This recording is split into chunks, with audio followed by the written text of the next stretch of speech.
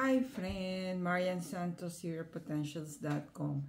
Signing at our channel. Let's study God's Word. So, ang didakin natin today, God is always online. Yung Bible verse niya is from Luke 11 verse 30.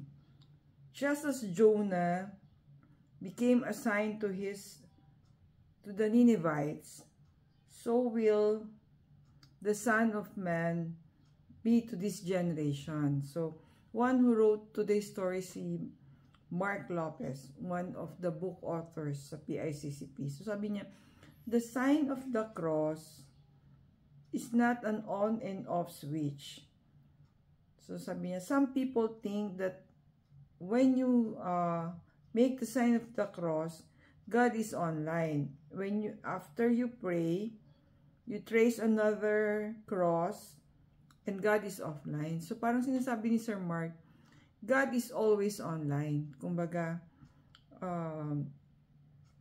sabi niya nga, si Prophet Jonah went to Nineveh to deliver a message from God. But, si Jesus, our Lord and our brother, came to earth to be with us. Not just now, not just then when he was physically present, but now and forever. So, si Jesus is always there to assist us, to motivate us, to make us feel good, to make us feel comfortable, to make us feel hopeful.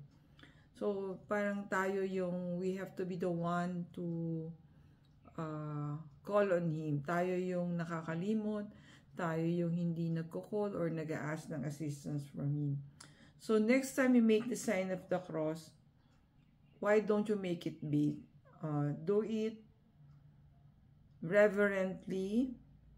Be a Wi-Fi signal to others. So, tayo yung magiging source of connection of others to the Lord. So, kasi God is always online, anytime, anywhere.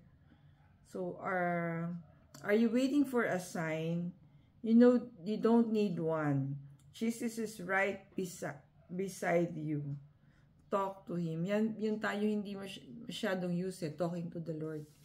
Marunong tayo to pray the rosary, to pray our Father, but talk to the Lord. Converse, share our day, share our fears, share our hopes, share our dreams. No?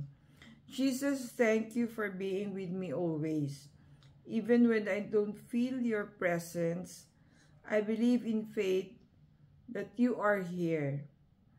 Please help me. Please guide me. Amen, amen. Thank you for watching. See you on our next video.